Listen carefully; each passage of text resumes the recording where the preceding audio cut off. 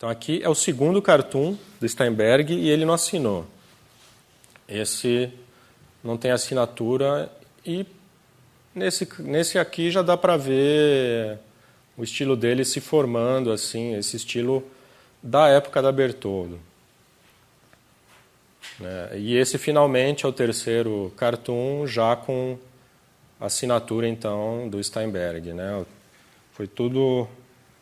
A produção foi muito grande nessa época, era uma publicação quinzenal e o Steinberg trabalhou muito, fez trocentos cartoons, muitos mesmo, e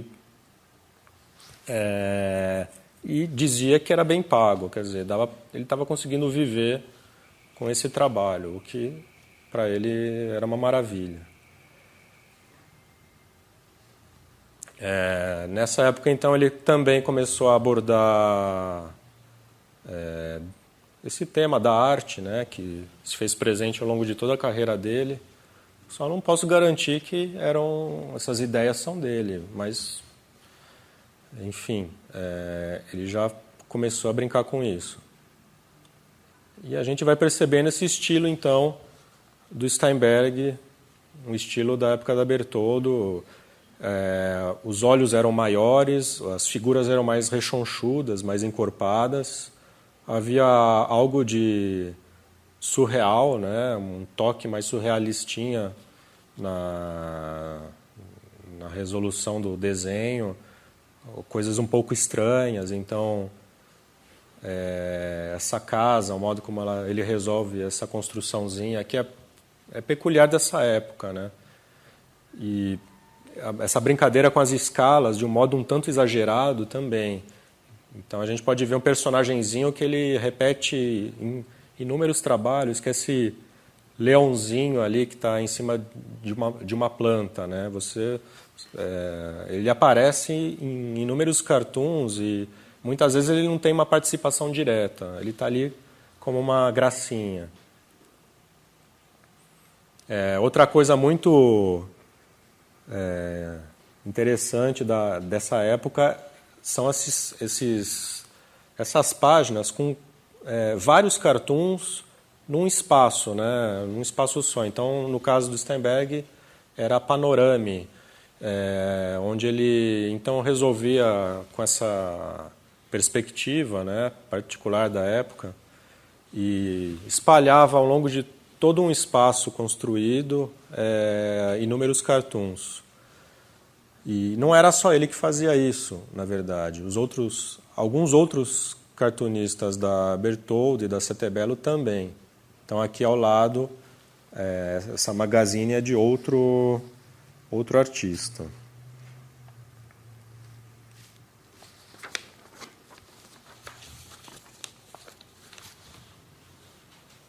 E também, além de falar de arte, ele já também abordava a questão dos estilos, do estilo moderno. Aqui no caso, temos um cartoon sobre imobiliário, né? A Bertoldo também passou com o tempo a fazer capas coloridas. Acho que o resultado era bastante interessante, bonito, né? Com estilos variados. Tem um do Steinberg, por exemplo, nessa mais colorida, que é aqui, né? Essa daqui. E... Você tem ideia de qual tipo de impressão desses primeiros desenhos preto e branco? A impressão realmente... será que era litografia? O que você acha? Pode ser, né? Eu não tenho assim certeza de como era feita a impressão. Agora, a solução para essas capas, né, porque isso são capas, eram sempre vários cartoons. Eles nunca fizeram uma capa que era só uma imagem. E aí o que acontece? Quando eu encontrei essa capa da Sombra, né, aí sim, da Revista Brasileira Sombra, era só uma imagem. Ou seja, o Steinberg até fez desenhos e vários para capas, mas era um fragmento, uma parte só, né? Ele estava compondo ali com vários outros artistas. Ele estava fazendo só uma partezinha da capa, uma capa com vários cartoons, né? Aqui, por exemplo, não é capa, aqui é no miolo da publicação. É um uso bonito de cor, né? E dá para ver claramente aí esse estilo, né? Ainda peculiar, né? Desse período, e o leãozinho chorando ali em cima. Podem reparar de novo a construçãozinha ali, isolada, né? Essas construções verticais. Aqui é um desenho de 1970 sobre esse período na Itália, em Milão. E o Steinberg associou muito essa Bauhaus de Milão ao fascismo, assim. Então, o que a gente vê aqui é um pouco de arte déco e tal, com figuras marchando. A barra também começou a pesar bastante, né? Em Milão começaram a aparecer leis coibindo, quer dizer, a pessoa não podia mais, o judeu não poderia mais ter profissão, não poderia mais estudar, e eles foi ficando sem alternativa. Deixa eu só achar aqui onde eu estou. Então, em 1938, né, vale lembrar, ele começou em 1936 na Bertoldo. E 2 anos depois, a primeira lei antissemita foi aprovada na Itália, né? Crianças banidas das escolas e judeus estrangeiros, como Steinberg, deveriam deixar o país. Aí, em 1939, um ano depois, judeus banidos de todas as profissões. Quer dizer, ferrou. Nesse ano, ele conheceu o Cesare Civita, né? O Cesare é irmão do Victor, que foi o fundador da Editora Abril. E, na época, ele estava na Mondadori, na editora, a editora que publicava outra revista, outra publicação, que era a Sette Bello, rival da Bertoldo. O Steinberg passou a publicar também na Sette Bello e conheceu, então, o Cesare. E o Cesare, então, passou a ser, na verdade, agente do Steinberg. Não demorou muito para isso acontecer. Se tornaram amigos e também o Cesare passou a ser agente dele. E, bom, enfim, nessa época, então, o Steinberg começou a se esconder, a fugir, não podia dar na vista. Tentou uma fuga da Itália. E aqui, então, a gente vê um desenho de um quarto, ele em Lisboa. Ele estava tentando, então, fugir da Itália, mas, inclusive, o que ele tentava aqui, no caso, em 1940, era sair da Europa, né, com a ajuda do Civita e de parentes de Nova York. Ele tentou ir para a República Dominicana, mas não conseguiu. Foi devolvido, nessa ocasião, ele foi devolvido para a Itália, né? Então o cara não podia fazer nada, né? Não podia trabalhar, não podia, e ao mesmo tempo não podia também fugir. Com toda essa confusão, em meio a toda essa zona, essa situação difícil, o Steinberg começou a publicar nas revistas do continente americano. Então aqui é a primeira vez que ele publicou na América, né? Foi na Harper's, nos Estados Unidos, em março de 1940. E aqui a gente percebe claramente, então, esse estilo, são esses personagens com os olhos grandes. Ali não tem um leãozinho, mas tem um cachorrinho com uma lágrima escorrendo. Os cartoons, eles tinham texto, né? Vale reparar nisso, né? Desde a Bertoldo, são cartoons com texto, tem uma legendinha embaixo. Ainda existe essa dependência do texto, né? Aqui, logo na sequência, ele publicou na Life, em maio de 1940. Ali no canto, a gente pode ver não é uma panorama, mas de algum modo ele criou um espaço, né, uma espécie de arquitetura ali, e dispôs e espalhou cartoons. Aqui na Mademoiselle, em 41, também publicou na Town Encounter, então ele começou a publicar nas revistas. Enquanto isso, o passaporte romeno dele expirou, ele está na Itália, o passaporte expirou, ele está apátrida, né? Quer dizer, uma situação muito complicada. Então o cara está fugindo no país dele e publicando no continente americano. Aqui então é a tal da capa que eu já falei, é a capa do número 1 da revista Sombra. Encontrei no IEB, lá na USP, com a coleção Mário de Andrade, e foi um susto enorme, né? E é interessante ver o estilo ainda, né? Um tanto estranho para quem conhece o Steinberg de tempos, de outras décadas, né? Quer dizer, em 1940 ainda havia esse detalhe, por exemplo, esse olho que ele fez, é um pouco inusitado, assim, com detalhes, com uma certa firula. A ideia é engraçada, né? Porque ela remete ao título da revista, né? Sombra. Então tem um cara ali deitado no chão, debaixo de guarda-sol. Essa mão enorme, né? Tomando conta com esses dedos longos, se sobressaindo na imagem. E a cor, então,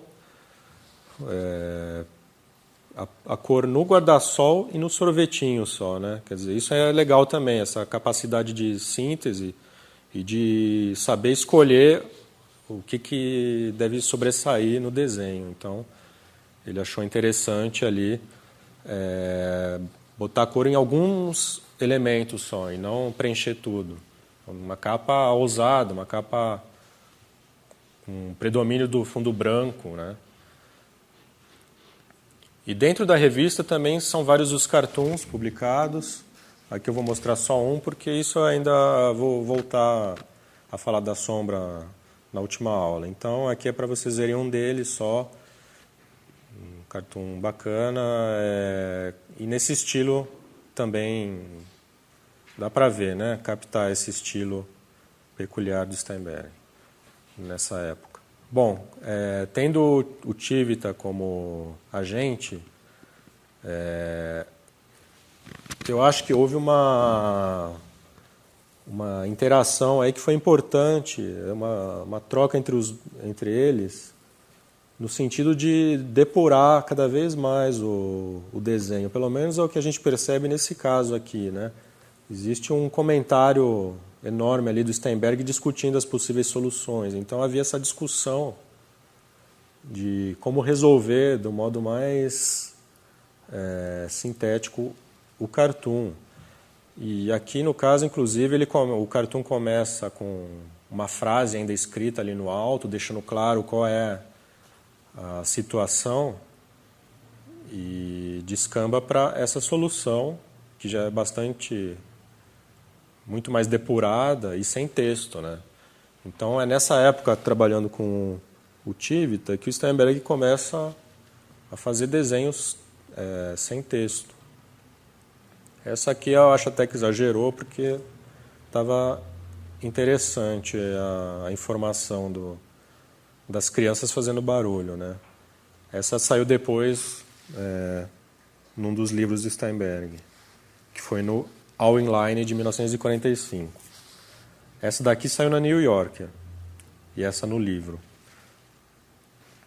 Aqui também é um exemplo de desenhos que o Steinberg mandava. Ele mandava pacotes de desenhos para o Civita.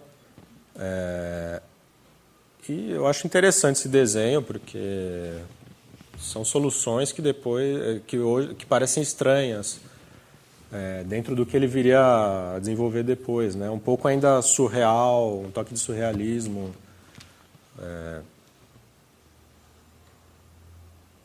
Aqui também, na verdade, né? Esse daqui já é um trabalho que ele fez na República Dominicana. Então, assim, com o tempo, o Steinberg tentou e acabou realmente conseguindo ir para a República Dominicana, mas sempre tendo o interesse de, na verdade, ir para os Estados Unidos, né?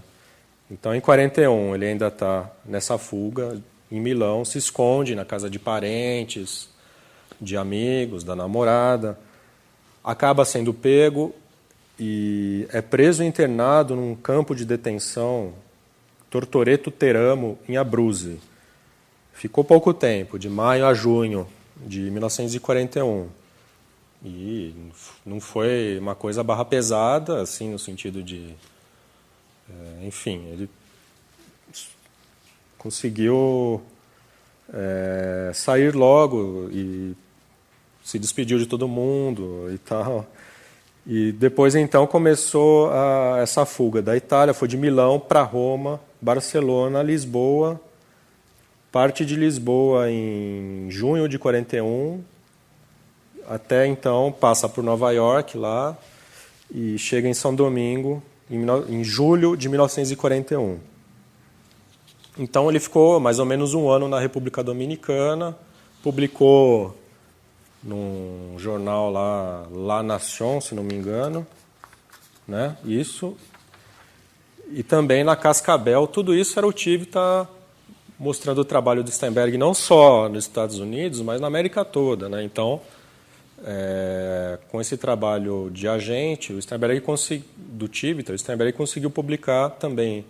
Publicou nos Estados Unidos, no Brasil, estava lá na República Dominicana, publicou lá, e também em Buenos Aires, na Cascavel. Agora, esse desenho aqui eu acho interessante porque tem esses elementos um pouco oníricos, surreais, e tem essa mata que era da época em que ele estava na República Dominicana, ele usava esse tipo de solução também. E essas diferentes escalas que chegam ao ponto da gente não saber, parece que uma das crianças é quase uma boneca, né? Fica uma ambiguidade assim grande, né, no resultado, um tanto bizarro assim. Aqui é outro desenho da época também, assim como nesse, né, essa coisa de posar para uma fotografia, isso chamava a atenção do Steinberg. Ele achava isso interessante para ser abordado, um tipo de quase um estilo também, né? Ele também tratou a foto como um estilo. Aqui também esses personagens, eles estão no mar, mas eles estão todos posando, né, para a gente, assim. E aqui é um detalhe, né, do desenho, aqui é outro. E aqui então, aqui também é outro detalhe. E esse é o desenho inteiro, né? Um tanto... acho muito bonito, na verdade, assim, mas estranho. Estranho dentro da ideia que a gente tem do trabalho do Steinberg, né? Também temos aí essa diferença enorme de escala, de pessoas. A gente pode perceber também essas janelinhas com perspectivas dentro de cada uma, né? Uma solução bastante interessante que ele empregava na época. E partes inacabadas, incompletas, que eu também achei isso bonito, de algum modo. Aqui foi o primeiro trabalho dele para New Yorker. Então, essa estreia foi em outubro de 1941.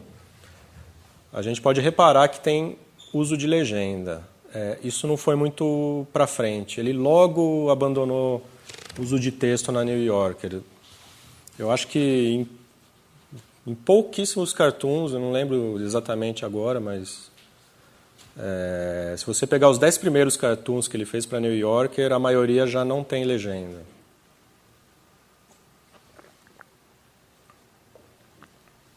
Agora, a solução ainda é aquela da Bertoldo, né? Quer dizer, a linha ali no alto, a linha do horizonte, e ele preenchendo tudo até lá em cima. E esses personagens rechonchudos, com os olhos grandes.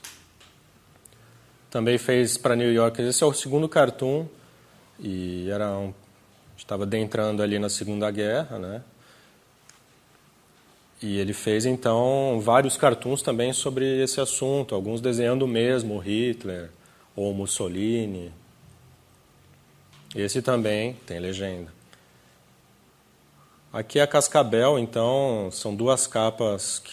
Isso não é do Steinberg, né? Só para vocês terem uma ideia de como era a revista na época em que ele colaborou. Isso aqui foi muito difícil achar coisa sobre a Cascabel. Na época eu entrei em contato com o Carlos Nini, que é um grande ilustrador argentino, e ele tinha alguma coisa, me escaneou e mandou para mim, então, o que ele encontrou. E uma das coisas que ele encontrou foi esse cartoon do Steinberg, e é bacana notar, então, que já é um cartoon sem legenda, né? E aqui, em outra página da Cascabel, a gente vê essa solução que não é assim de uma página inteira, como nas panorame italianas, mas ele pegou um canto ali que deram para ele e fez uma arquiteturazinha e conseguiu, então, resolver com 2 cartoons. Né? Criou um espaço só para duas piadas. Aqui é um desenho também de 1943, é o Hitler e Mussolini de Dom Quixote, e o desenho também é muito bonito, né? E é engraçado assim reparar nos detalhes. Então, o cavalo vendado com um pano de suástica, ali embaixo tem uma perna enfaixada, e não bastasse isso, tá uma bomba ali amarrada, né? Bom, o Steinberg estava na República Dominicana, né? E ele tentava, então, estava na expectativa de ir para os Estados Unidos, já estava lá, então, colaborando para New Yorker. O pessoal da New York também começou a tentar ajudar o Steinberg. Ele tinha parentes também morando nos Estados Unidos. Então, o Tivita, a New Yorker e esses parentes estavam todos tentando, de algum modo, fazer com que o Steinberg fosse para os Estados Unidos. E ele finalmente consegue, então, ir para os Estados Unidos em 1942. Né? Em junho de 42, ele finalmente pisa em Miami e vai para Nova York de ônibus. E nesse período ele já tenta adquirir a cidadania e logo, em agosto desse ano, ele já pode, então, prestar o serviço militar.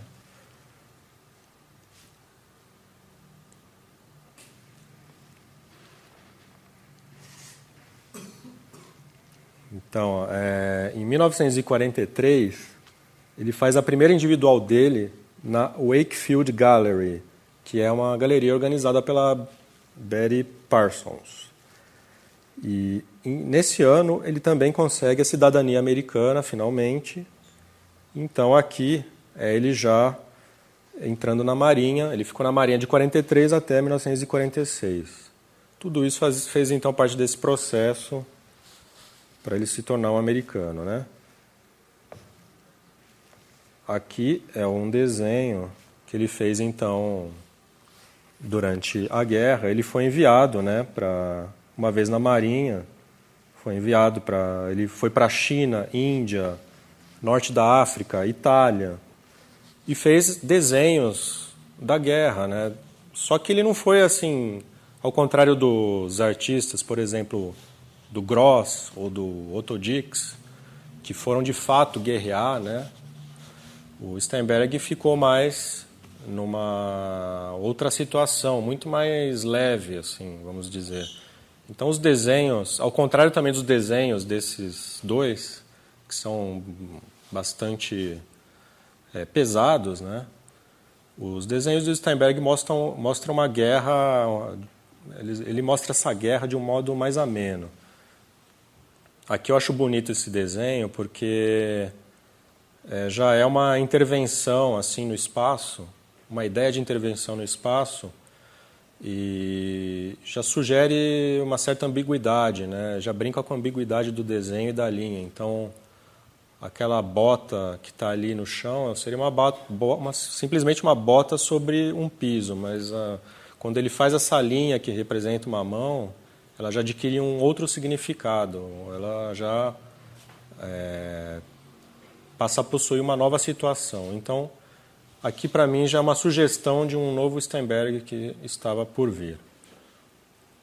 Ele também fez, isso é uma espécie de folheto para orientar o pessoal que estava na guerra, né? Então, não coma, né, esse tipo de comida, as mulheres são raras, não saia comprando bugiganga na China e por aí vai. E é muito forte nessa época esses desenhos, então, como eu já disse, um tanto a menos da guerra, né, em todos os lugares por onde ele passou, né? Aqui no caso, então, é o norte da África. São os soldados transitando pela cidade, né? E são trabalhos importantes porque já mostram com toda a força esse Steinberg cronista, né? Atento aos costumes, é um grande observador, né?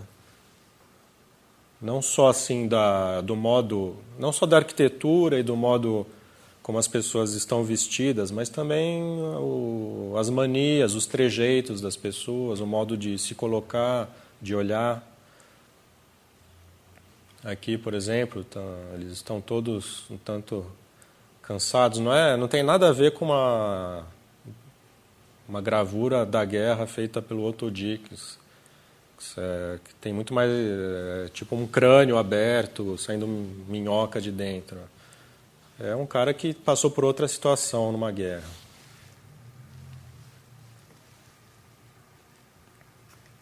E aqui, então, é a primeira capa que ele fez para New Yorker, né, em janeiro de 1945. É uma capa, então, com esse tema da guerra. E, mais uma vez, são os soldados comendo num restaurante chinês.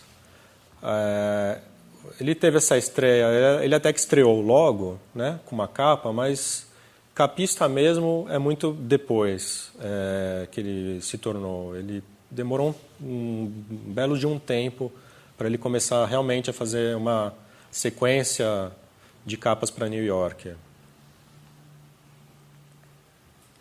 Aqui, então, é ele com a Eda Stern, que era uma artista do grupo ali dos expressionistas abstratos, né? Ele conheceu a Eda em 1943, havia publicado na Mademoiselle, ela se encantou com o desenho e chamou ele para tomar um chá, né? Chaveco, foi tomar um chá, vem tomar um chá aqui. E eles se encantaram e a Eda terminou com o marido, que ela ainda estava casada. E no ano seguinte, então, em 1944, ainda nessa época do Steinberg na Marinha, eles se casaram. Aqui, então, são eles na casa que eles passariam a morar até 1952, né? Um pequeno apartamento estúdio de cobertura no lugar de Nova York. Essa imagem já é um pulo no tempo, na verdade ela é de 1951. Eu encontrei na Biblioteca da FAO, tinha essa mania de folhear todas as revistas, né? Então pegava, por exemplo, a Life, ia folheando todas. E acabei encontrando esse artigo sobre o Steinberg e a Eda, né? Então, dois artistas, eles apresentados como um casal, e é uma reportagem bonita, né? Essa imagem é muito legal e mostra de um lado o trabalho do Steinberg e do outro o da Eda. É uma outra linha, né? O trabalho dela tem mais a ver com o trabalho dos expressionistas, né? Ela fazia parte desse círculo. Na época era uma abordagem assim, um trabalho com máquinas e coisas do tipo. E foi o que ela expôs quando ela veio para o Brasil em 1952, né, esse tipo de solução.